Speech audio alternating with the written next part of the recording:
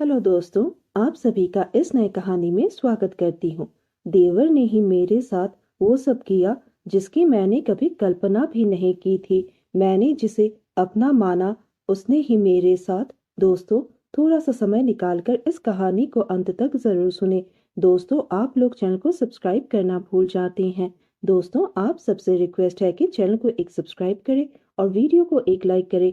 दोस्तों, आप लोगों की एक लाइक और सब्सक्राइब से बहुत ही मोटिवेशन मिलती है कि हम ऐसे ही कहानियां आप सबके समक्ष प्रस्तुत कर पाएं। दोस्तों, हम बहुत ही मेहनत से कहानी लिखते हैं। आशा करती हूँ कि यह कहानी आप सबको पसंद आएगी। चलिए अब कहानी में आगे बढ़ते हैं और आपको यह कहानी सुनाते हैं। मैं सुधा हूँ और मैं यूपी में रहती हूँ। एक दिन मेरा बदन बुखार से तप रहा था। ऊपर से रसोई की जिम्मेदारी, किसी तरह सब्जी चढ़ाई जा रही थी। तभी उस वक्त मेरा देवर योगेश रसोई पर पानी पीने आया। उसने मेरी हाव भाव देखा तो उसने मेरे माथे पर हाथ रखा और बोला, भाभी आपको तो तेज बुखार है। मैंने कहा, हाँ, थोड़ा कमजोरी महसूस हो रही है दोपहर से। तब देवर जी ने कहा, आपने भैया को बताया? मैंने कहा, नहीं, वे तो परसों आने ही वाले हैं। वैसे भी बेकार परेशान होंगे। आज तो रात हो गई, बस कल की बात है। लेकिन योगेश की फिक्र कम नहीं हुई थी। पर मैंने उसे दिलासा देते हुए कहा, कोई बात नहीं, मामूली बुखार ही तो है। तुम जाकर पढ़ाई करो, खाना बनाते ही बुला लूंगी। योगेश ने कहा, हाँ, खाना बनाते ही बुला लूंगी। मेरी नकल उतार कर चिढ़ाते हुए योगेश ने मेरे हाथ से बेलन छीना और बोला, लाइए मैं बना देता हूँ, आप जाकर आराम कीजिए। मैंने कहा, नहीं, अगर मैं लेट गई तो मैं और ज्यादा बीमार हो जाऊंगी। मैं बैठने वालियों में से नहीं हूँ। फिर मैंने योगेश से कहा, हम दोनों मिलकर ही खाना बना लेते हैं। मेरा पति राज कंपनी के किसी काम से 3 दिनों के लिए बाहर गया हुआ था। वह कर्मचारी तो कोई बहुत बड़ा नहीं था, लेकिन बॉस का भरोसेमंद था। सो किसी भी काम के लिए वह उन्हें ही भेजते थे। मेरा 21 साल का देवर योगेश कॉम्पिटेटिव परीक्षाओं की तैयारी कर रहा था। राज जैसा प्यार करने वाला पति पाकर मैं भी खुश रहती थी। कुछ पति की तनख्वाह और कुछ मेरी। मैं खुद भी एक स्कूल में पढ़ाती हूँ। दोनों से मिलकर घर का खर्च अच्छे से निकलता था। सास ससुर गांव में रहते थे। देवर योगेश अपनी पढ़ाई के चलते हमारे साथ ही रहता था। जिंदगी में कमी थी तो बस यही कि खुशहाल शादीशुदा जिंदगी के 10 सालों के बाद भी हम दोनों की कोई औलाद नहीं थी। अब मैं 35 साल की हो चुकी थी। अपनी हम उम्र बाकी टीचरों को उनके बच्चों के साथ देखती तो ना चाहते हुए भी मुझे रोना आ जाता है और मैं इसी तरह से अपनी डायरी के पन्ने में अपने जिंदगी की पीड़ा के बारे में लिखती जाती हूँ। तब तक रोटियां बन चुकी थी। योगेश ने मुझे कुर्सी पर बैठने को बोला और सामान समेटने लगा। मैंने सर पीछे की ओर टिकाया और आंखें बंद कर ली। वातावरण एकदम शांत था। तभी वहां वही तूफान बजने लगा जिसका शोर मैं आज तक नहीं भाप पाई। योगेश की गर्दन धीरे से मेरी ओर घूम चुकी थी। वह बस मेरी उभार को देखने लगा था। मेरी सांसों के साथ जैसे जैसे वह ऊपर नीचे होते वैसे वैसे योगेश के अंदर का फीलिंग जाग जाता। मैंने योगेश से पूछा, हो गया सब काम? योगेश हक्का पक्का हो गया और बोला, हाँ भाभी, बस हो ही गया।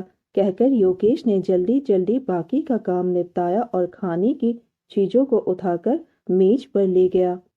मैं मुश्किल से एक रोटी खाई, वह भी योगेश की जिद पर।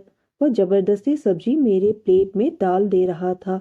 खाने के बाद मैं सोने जाने लगी तो योगेश बोला, भाभी, 15 मिनट के लिए आगे वाले कमरे में बैठिए ना, मैं आपके लिए दवा ले आता हूँ।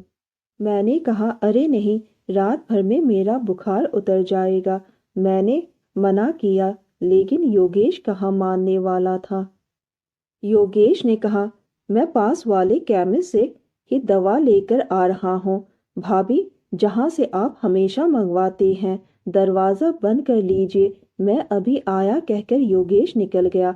मैंने दरवाजा बंद किया और सोफे पर पैर ऊपर करके बैठ गई। योगेश ने तय कर लिया था कि आज तो वह अपने मन के करके ही रहेगा। मैंने कहा, योगेश, तुम केमिस्ट में जा रहे हो तो एक बात का ख्याल रखना, जो लड़का वहां पर काम करता है वो ठीक नहीं है। तब योगेश ने कहा, भाभी, मुझे कहाँ उससे दोस्ती करनी है। केमिस्ट की दुकान में जो लड़का काम करता था वह मेरे हुस्न का दीवाना था। हमेशा मेरे बारे में छटकारे लेकर बातें किया करता था। उस वक्त मुझे योगेश की बहुत चिंता हो रही थी, कहीं वो केमिस्ट की दुकान में जाकर उस लड़के के साथ दोस्ती ना कर ले। योगेश ने घर की डोरबेल बजाते ही मैंने दरवाजा खोल दिया और बोली, यही बैठी थी लगातार। योगेश ने कहा, जी भाभी, आइए अंदर चलिए। योगेश ने अपने माथे से पसीना पोंछते हुए कहा। मैं अपने कमरे में आकर लेट गई। योगेश ने पहले मुझे बुखार की दवा दी। दवा लेकर मैं सोने के लिए लेटने लगी तो योगेश ने मुझे रोका। भाभी, अभी एक दवा और बाकी है। मैंने कहा, योगेश, कितनी सारी दवा दोगे? अब मेरा सर भी दर्द करने लगा है।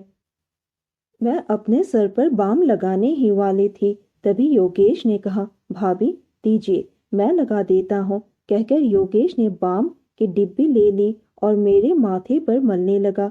थोड़ी देर बाद मुझे एक और गोली भी खिला दी और उसके बाद मुझे नींद आ गई और मैं अपने बिस्तर पर सोने के लिए चली गई।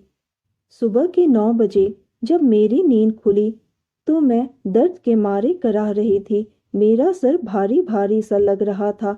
मैं बिस्तर से ठीक तरह से उठ नहीं पा रही थी और जैसे ही मैं बिस्तर से उठी तो मैं लड़खड़ाकर गिर पड़ी।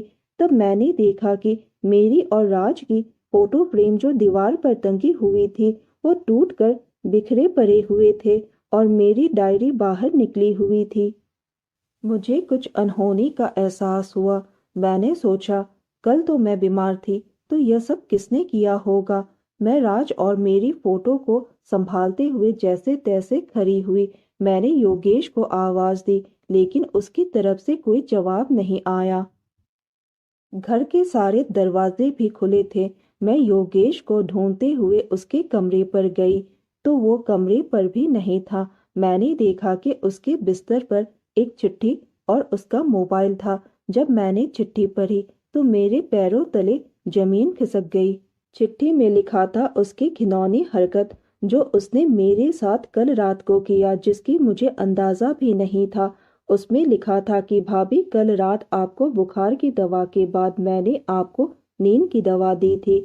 जब आप सो गई तो पता नहीं मुझे क्या हो गया था कि मैंने अपनी सारी हदें पार करके आपके साथ वो सब किया जो नहीं करना चाहिए था। मैं चिट्ठी के साथ अपना मोबाइल भी छोड़कर जा रहा हूँ जिसमें आपके कुछ फोटो है। भाभी, आप मुझे कभी ढूंढने की कोशिश मत करना।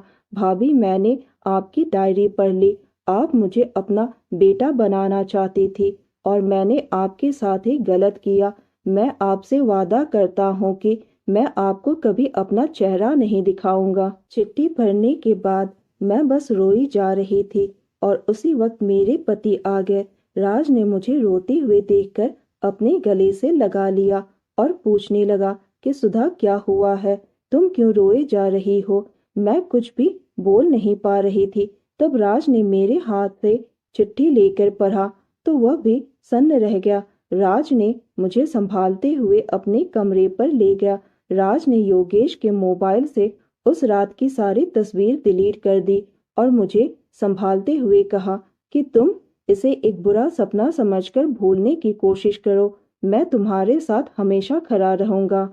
मैं भी उस रात की घटना को अपने दिल के कोने में दबाकर राज के साथ अपनी जिंदगी को जी रही हूँ। तो दोस्तों, यह कहानी सुनने के बाद आप सबकी क्या राय है हमें कमेंट करके ज़रूर बताइए और साथ ही इस वीडियो को एक लाइक करें, चैनल को एक सब्सक्राइब करें और नोटिफिकेशन बेल को भी ज़रूर दबाएं ताकि अगली अपडेट सबसे पहले आपको मिले। दोस्तों, आपकी एक लाइक और सब्सक्राइब से बहुत ही मोटिवेशन मिलती है कि हम ऐसे ही कहानियाँ आप सबके समक्ष प्रस्तुत कर पाएं। आप सबने अपना कीमती समय निकालकर इस वीडियो को सुना, इसके लिए आप सभी को धन्यवाद करती हूँ। धन्यवाद दोस्तों।